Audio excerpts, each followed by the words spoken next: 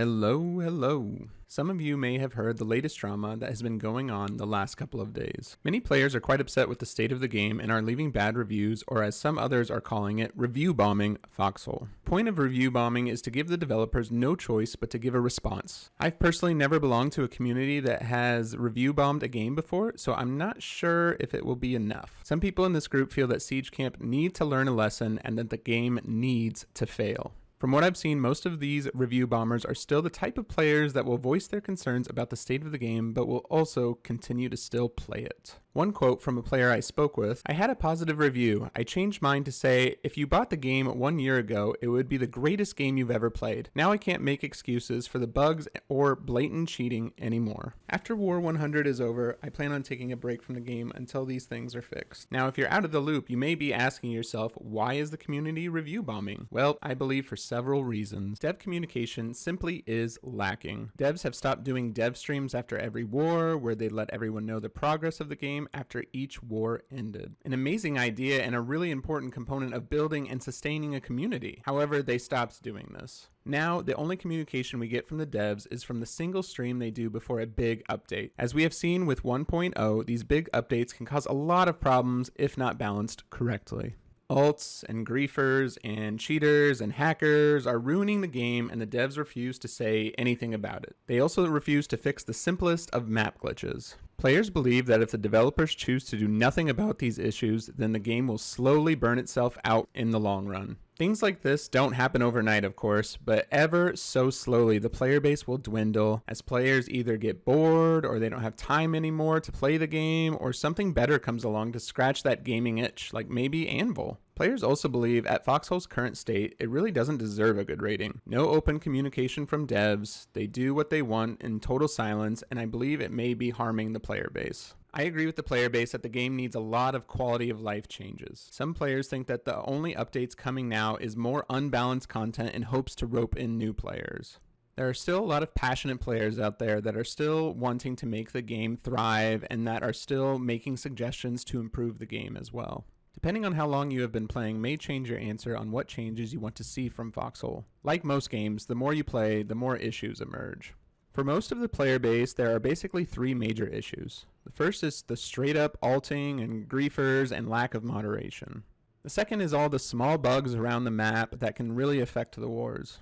And the third is the endless, tedious logistical grind, which has only worsened since the introduction of facilities, which were supposed to make things automated, actually just made them more of a grind than ever before. I believe players want a meaningful overhaul in the facilities to make them actually functional as industrial hubs. And in all honesty, players just want the game to be good. Most of the player base love Foxhole, even the ones leaving the bad reviews. You might even say some of the ones leaving the bad reviews are the most passionate about the game. The issues come from the devs not communicating about things being worked on and updates having very little quality of life changes, in my opinion. When an update does come out, it introduces new vehicles or game mechanics that add to the current issues of the devs not listening and adding more tech imbalances to the game. If you add the fact that we get an update every 4 months, bugs and exploits go unchecked and it just drags the game down. I would recommend reading the reviews, as some of the reviews do have constructive feedback. For any other games, these issues would have killed it. We love the game, but for some of the players, it's getting unplayable, and if the devs don't acknowledge these problems, then why would the players recommend this game in the first place? Leaving negative reviews on the game might get a response from the developers. We as a player base have to know that this may hurt the game at the same time. They may make a statement, but any real changes isn't guaranteed to come right away or even at all.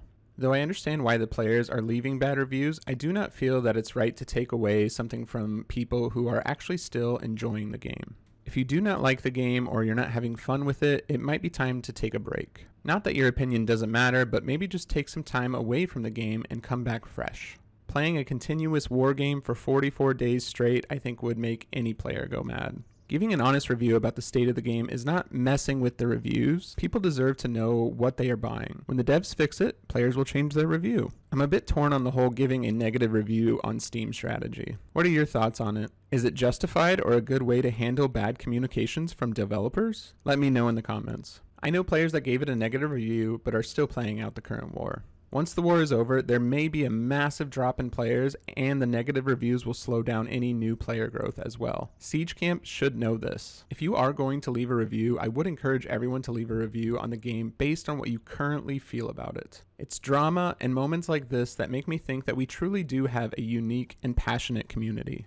I will say one thing that is hindering our progress is pointing fingers at specific factions during this time though. We need to come together as a Foxhole community if we are going to push any of this change forward, and drop being collies and wardens just for a second. It's not a warden or collie issue because we all want the same thing, and that is to play a game that works, and a game that's not buggy, and a game where ground isn't gained through exploits or hacks. It has nothing to do with who is winning or losing the current war. Both sides are plagued by alts and griefers and cheaters and hackers. In conclusion, I think the player base might be a little bit too anti-dev. Foxhole is their very first game, and it's an ambitious game. It's community driven, and it's always running. All of these factors and several other factors make Foxhole extremely unique and extremely difficult to pull off. Now they're having trouble with things other studios also struggle with. Game balance, moderation, and I'm not fully defending the devs. I still think it's important that we voice our opinions. Poor balancing and game decisions certainly aren't a great thing, but if the devs would just tell us why they do things in more than half a sentence on a PowerPoint every 8 months, then maybe they'd have more support from us. Now, I was thinking as well, could it just be that it's just been a really long war and it's causing a bunch of emotions for the Foxhole community? I mean, I stated it earlier, but again, 44 days is a long time to be at war with one another, so are we just being drama kings and queens? Players just think it's in a really bad spot right now for player burnout, and again, griefers and alts, and the devs just don't appear to be listening when the community has tried to tell them this. This week has been a breaking point for many. At this point, I know a lot of players that are considering not even buying Anvil anymore because how the devs don't fix anything. A lot of them think that it's going to be the exact same game in a different time period, but it's going to have a lot of the same problems. It's going to be full of bugs and glitches and alts, and if the devs don't get ahead of this in Foxhole, Anvil could flop hard if these issues aren't addressed. I know that the teams are different, and I hope some of you know that out there as well, but they still could run into the same problems. Or another thought that I had, like most internet drama, this could all blow over in a month or until the end of the next war. I will say this war has been especially toxic in some areas, and especially on Reddit, as nobody wants to be the faction that lost the 100th war. I've said this in some of my other Foxhole content. At this point, as a warden, I truly don't care if I win or lose. I have had a great time during this war. I, of course, have hated the alting and all of that, but other than that, I think this war has been great. While the reviews may deter new players, I doubt it will deter people who are actually into this niche game, especially because there's pretty much nothing like Foxhole. And honestly, this game is also fairly enjoyable for new players still. Playing this game casually and knowing that you're just kind of a cog in the machine makes you less stressed about the meta gameplay. I will say that negative reviews on a niche gameplay styles like Foxhole probably don't really matter too much. It's like games like Stellaris and Factorio. They've had mixed reviews on pretty much every single one of their DLCs, even though it's been a well-liked game forever within their respective communities. I mean, honestly, as of right now, we don't have any other real options for Foxhole game alternatives. All in all, I do hope this negative review strike works, and I hope the devs communicate with us a little bit more. Again, I don't think I agree with the strategy, but if it works, so be it. As always, I appreciate all of you watching. Make sure to subscribe for more Foxhole drama and content. Let me know in the comments if you are for this negative review strategy or if you think there's a better solution. Let me know as well if you're just along for the ride and you love this game no matter what state it's in. Please be kind to one another. Cheers.